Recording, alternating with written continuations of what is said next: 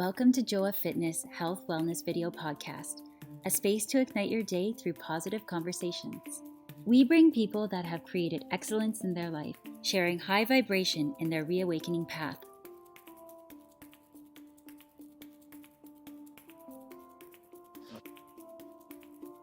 Happy Friday, all my friends.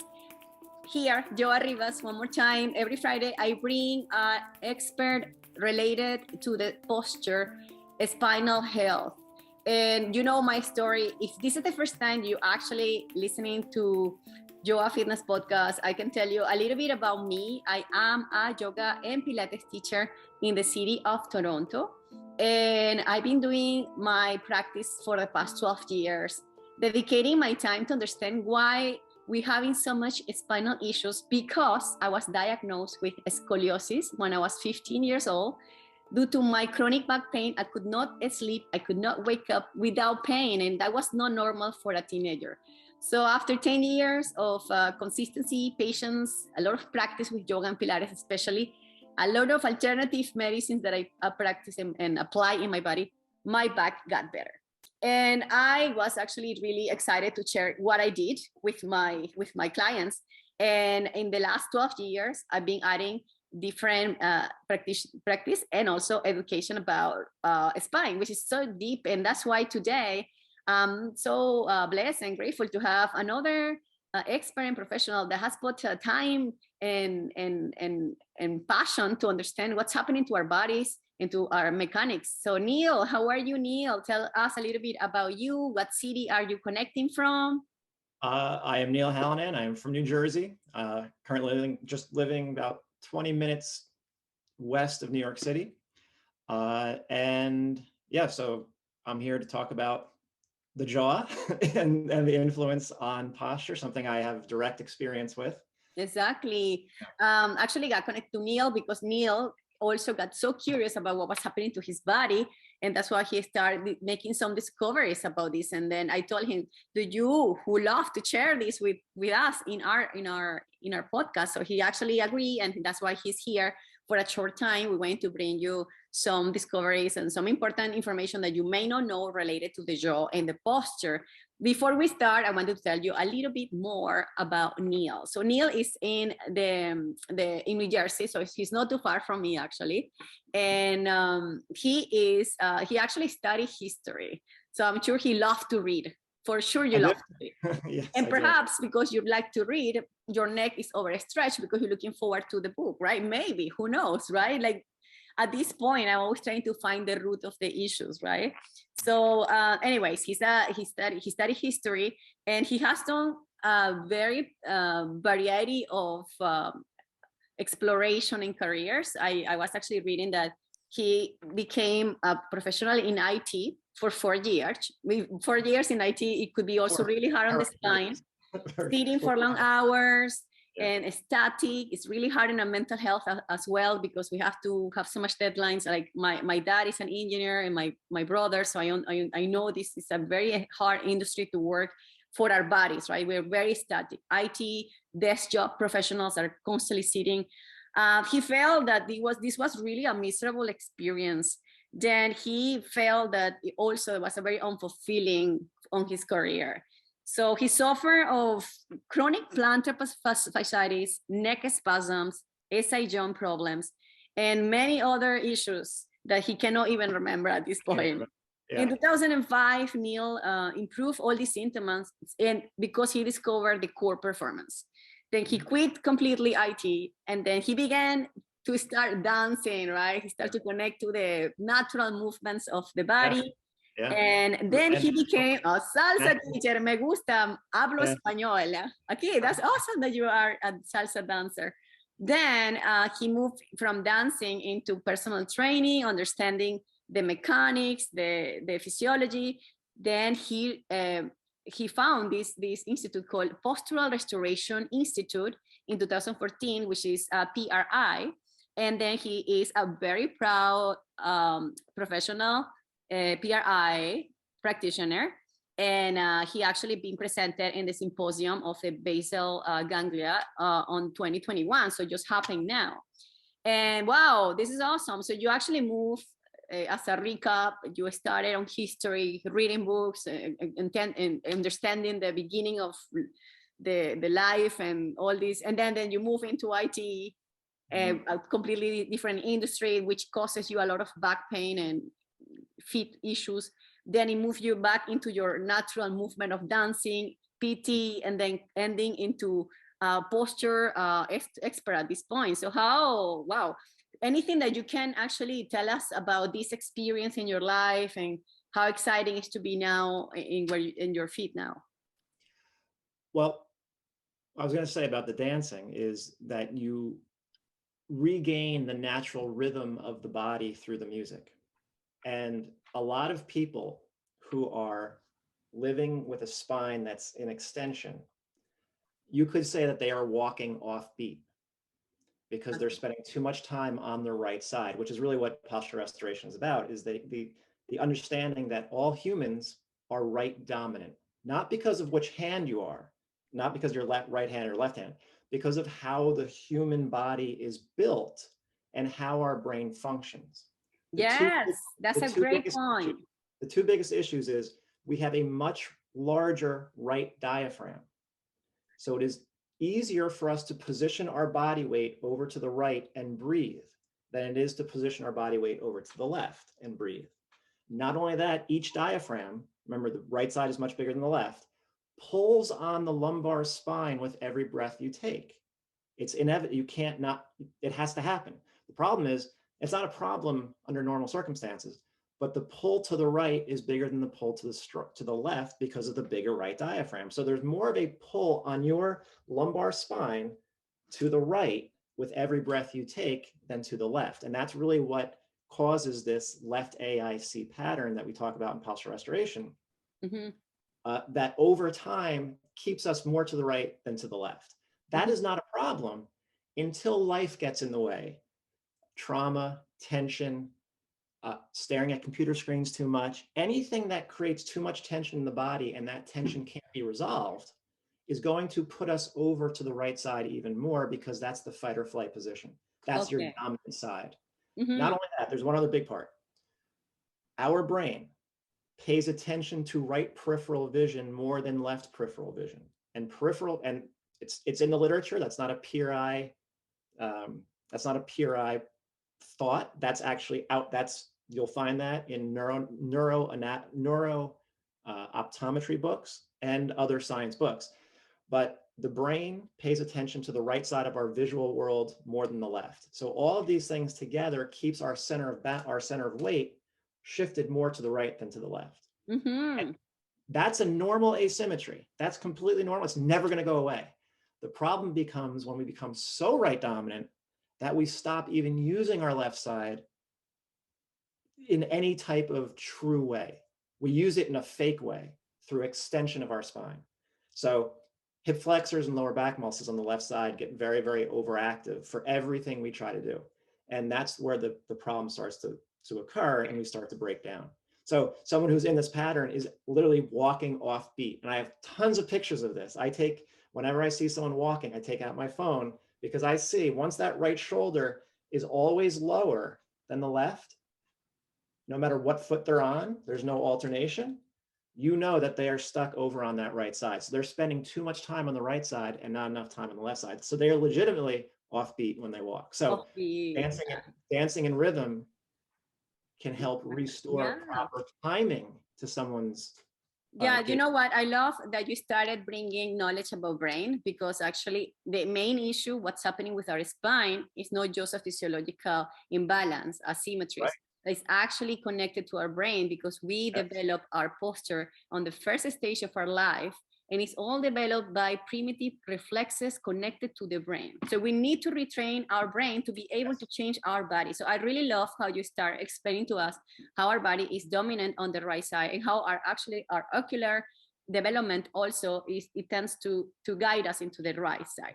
So now that we know about this literature that is actually not related to the PRI, tell us a little bit more about the PRI, because I mean, PRI is a great institute that people should know about this. Tell us more about PRI. So postural restoration, the Postural Restoration Institute is built off the fact that there is this right dominance. And this right dominance, when it becomes too dominant, leads to very predictable rotational issues. So humans have to rotate to move forward. When we can't rotate through the mid-spine, through the T8 area, so the top of the diaphragm area, because we get stuck on one side, we start to rotate through the wrong places, like SI joints and jaws and craniums and areas of the neck that it shouldn't happen. Can you please tell us about SI joints? Because some people may not know what an SI joint means. So the SI joint is the sacral iliacal joint. It's like the top of your butt and the bottom of your back. It's not either one, and people have a hard time. Like when it's very painful when you have an SI joint problem. Is this kind of like that people that have a pocket issue, like you see the back pocket syndrome? No. Yeah, they call it like that. It's just so funny. Oh, no. Actually, people with SI joint problems, and they call it like back pocket syndrome, actually. Oh, okay. And it's related to that. So, okay. So the main principles of the posture, the postural restoration are based from this asymmetrical dominance. Yeah. And so the whole point is we have to get we're mostly concerned with learning how to get off of the dominant right side to get back onto the non-dominant left side and get our left side back into our life so that we can go from left to right without restriction. Mm-hmm. Yeah, that's and the method is a method that is a step-by-step method. It's always only more of like the knowledge, and then you apply as a practitioner as you desire, depending of your needs and goals with your patients and clients. Everyone needs to learn how to get off their right side and get to the left side appropriately, and then restabilize the left side. Okay. The problem is not everyone. Different individuals need different levels of intervention, depending on what we call how much pathology exists in this, how much compensation has gone on and for how long, how much injury histories, how much trauma that someone has gone through. All of this produces tension in the body. And the more tension that has been building up in the system, they get more stuck. And so some people go through it very quickly and they feel great very, very quickly. Others have been through a lot more in their life and their breathing has been completely altered. They're neck breathers and they have to be able to expand their rib cage and diaphragmatically breathe before they can actually get to their left side appropriately. So you never know. All the techniques will work for most people when they're ready for those techniques. You don't, everyone starts from a different place because of how much patterning they have going on. Yeah. Like I was someone who had major issues. I would not benefit from a basic PRI program because of my extensive issues up here. I didn't know at the time. I was trying them anyway, but someone like me, I couldn't do the basic techniques with them right in the beginning because they're too far. They have too much patterning going on up in their cranium. In one specific area. And because in order to rewire your brain connections, because it's literally, if you continue doing the same movements with the same patterns, with the same neurological pathways, we are literally wiring that. So we have to rewire our brain, and that takes a lot of practice and actually a professional to help you with this. Yes. Now, Neal, one of his mottos where he lives life is plus ultra, which is further beyond. So keep going is something that for him, it moved him forward. So when you went through all these hard times that you mentioned, plantar fasciitis with neck spasms, I believe you were working on IT? At the time, yeah. But it continued until I was it continued after that also, until I found postural restoration. That's when things really started to get better. And so what did it really stop you to really working and actually making that leap of faith and move completely to another industry, which is not related to IT? It's actually opposite. So what did it really, like, it was like a specific time that it was too much of a pain, or like a light bulb that just give you a download? Or what happened? My father died. And so I was 25 or 26 years old at that time. And my father died. out of he was only 65. He had a hip replacement surgery. And then it was a month later and he had, not an aneurysm, but I can't remember what it's called, but oxygen to his brain got blocked and he died. So I realized I'm so sorry for that. Yeah, it's a very hard experience, right? So I mean that I have to bring you back there. I'm sorry, I didn't want to bring you back to that point. But if that's actually somehow that was the wisdom that brought that very hard event. Yeah, it's important to tell the people, because sometimes we have to wait to this point where we look as a witness what's happening to other people, like what can I do with my life to be better. So what happened in that moment when this happened to your dad? I realized that you are not guaranteed another day on this earth. And I wasn't happy. I was miserable doing that job. I felt very unfulfilled. I didn't really know what I wanted to do, but I knew I couldn't do that anymore. So I quit. I couldn't keep living like that. I felt like I was wasting my life, and you don't know how much longer you have left. So I quit, and I had interests, and I had already started dancing. So, and the owner of the studio was like, "Hey, if you want to help out teaching, we think you'd be a great teacher." So that's what I started to do to make money afterwards. And then I got interested in training because I did start to feel better through that one book, Core Performance. And so I started to make these connections between better training and how my body was feeling. And so that's where my mind went. And I'm happy I made that choice. Yes, I mean, it's a pivotal point that actually it transferred your entire purpose in life. Right now, it's more meaningful. It sounds like you are really curious about what's happening, so that keeps you moving. Like you say, the original motto of King Charles and Peter, and now you use that to keep moving and to keep dancing at this point, because it sounds like you just really like dancing. Now, on the first really visit of any of my guests, I usually have a conversation because I want to know the why. Like you, I have an amazing, wonderful stories, and sometimes we just hide the why, and when we realize what really make us be aware of what are we here for, then we can bring the gift to others. I think this is one of my missions, is to bring the gift of awareness of posture. And then every time I meet people like you, and I know everyone comes with all these how you call stories that are not how you call telling, right? We always tell a bio, and the bio has something hidden there, right? So now we know, like, sometimes we have to wait for big events in our life to transfer our purpose, and to understand that life could be very short, especially after 2 years of passing through pandemic. We are now more open to explore and to actually live the true dharma, right? The dharma is to find what you're here for.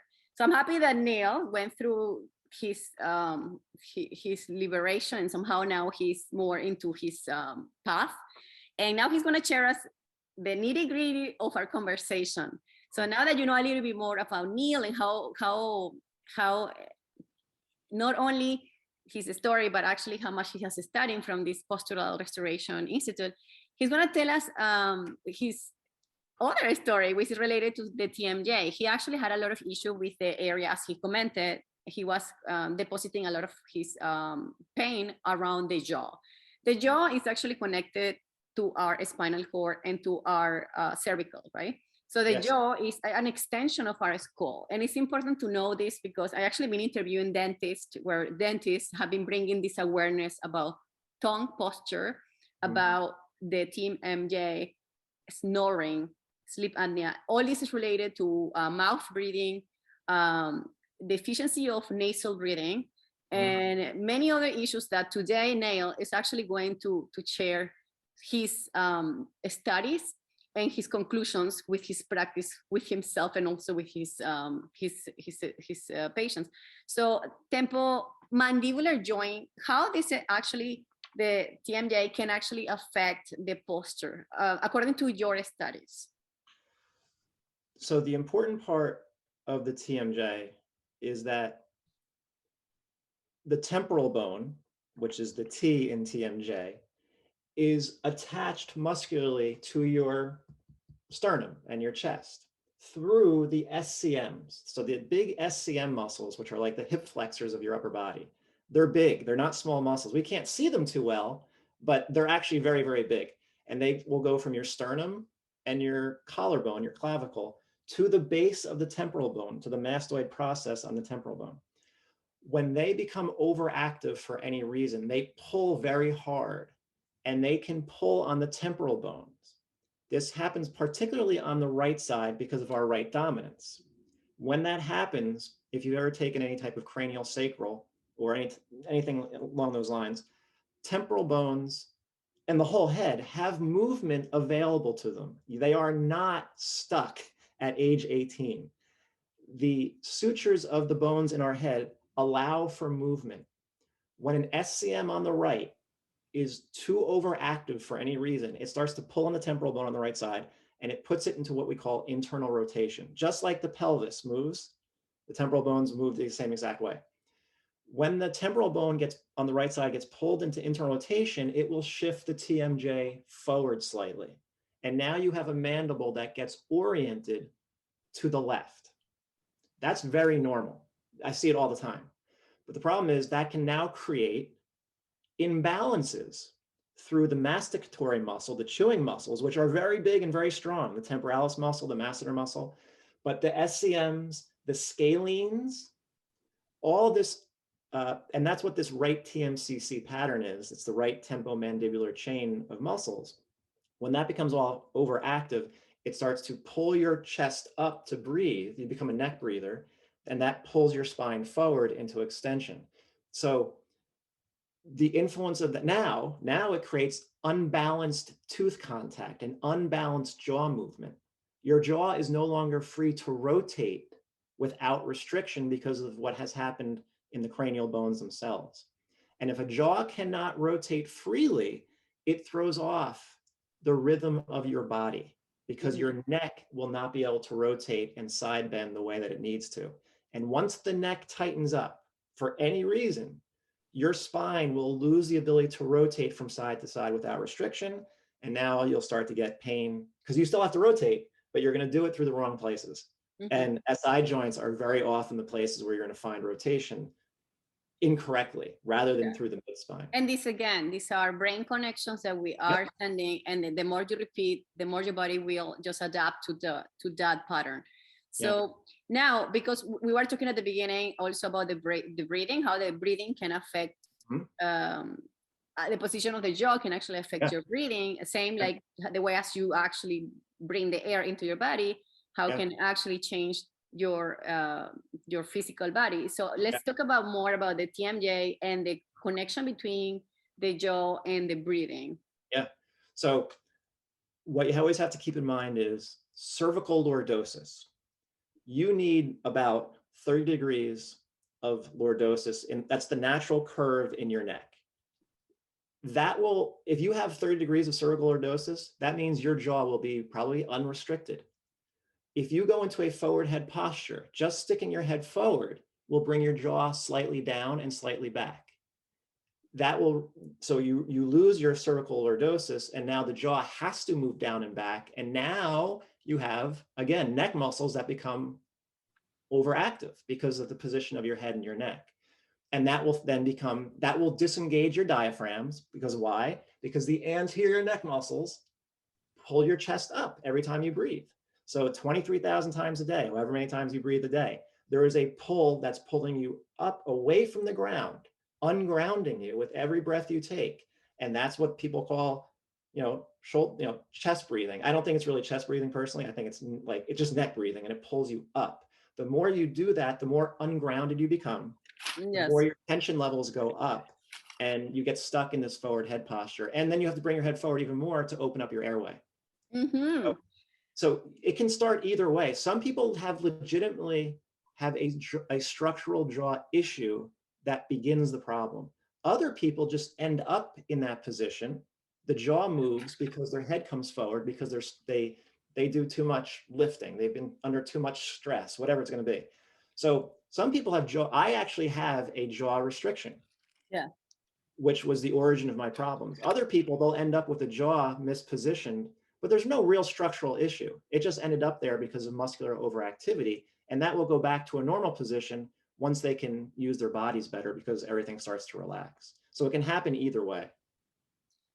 Well, this happens often. Many of us, we do have very sensitive neck, not only a physical, actually, physiology on our muscles, on the position of our bones, but also a restriction on the nerve, right? I actually I got into a car accident in 2010, and the whiplash, it created a nerve impingement on my cervical C7. Yeah. And then that one, it shoots me all the way down to my fingers. That's why, like, at that point, it was not only the scoliosis, it was now the scoliosis with the nerve impingement that I still have some exercises that can actually trigger, or certain activities. Like when I go for groceries, I try to avoid holding bags in one hand, because only by holding hands in one single hand is going to cause me pain. So you usually have to be with both arms, like I'm carrying a baby. I noticed that doesn't trigger my neck issue. And when I'm when I wear clothing, I make sure the clothes is not too tight, because even if I have a bra, like, you know, like when I train and I'm teaching classes on fitness bras, sometimes they're really tight on the body. Even that could cause a trigger for the nerve to create these pins and needles on my fingers.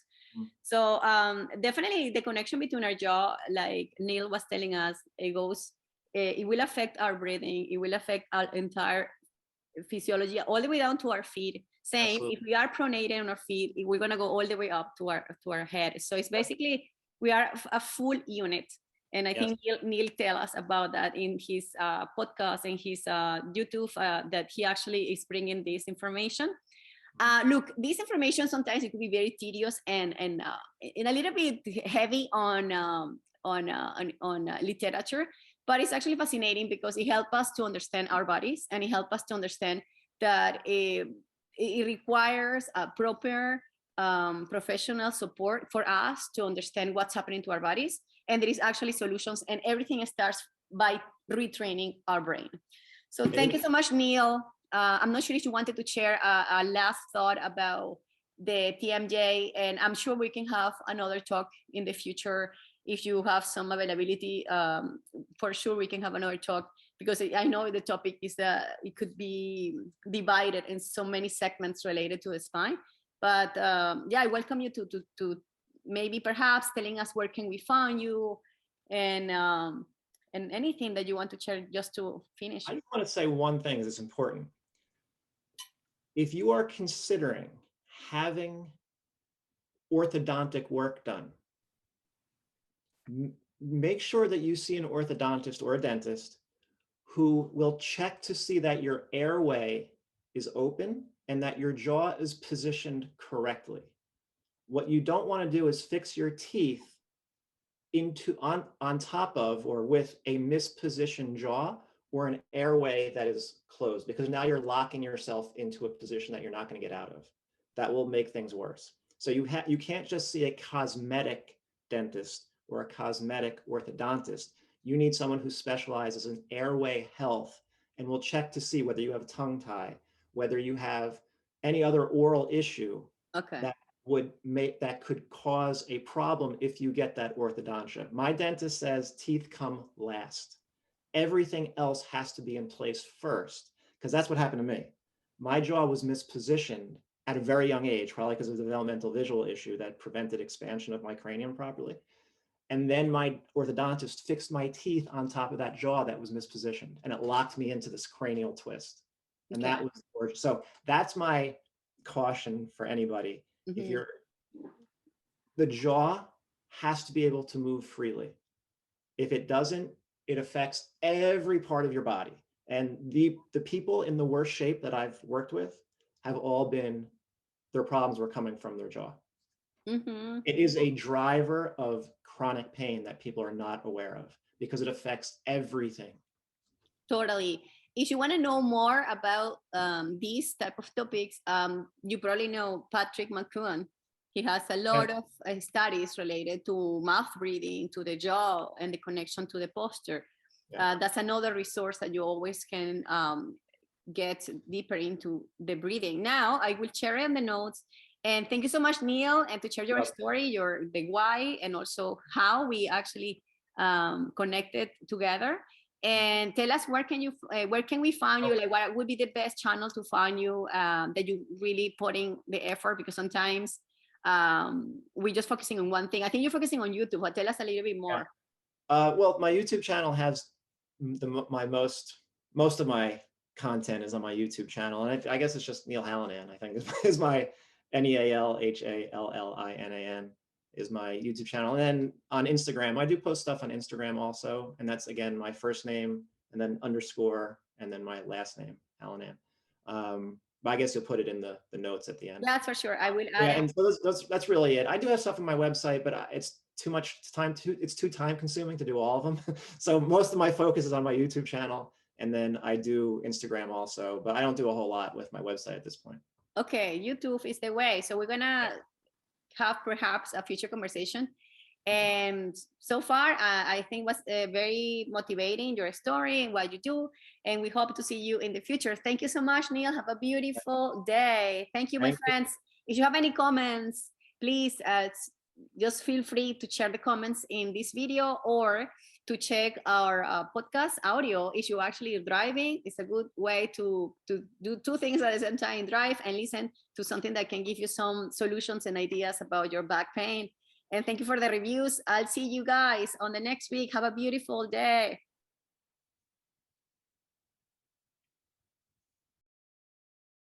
We invite you to subscribe to this channel and share with your community.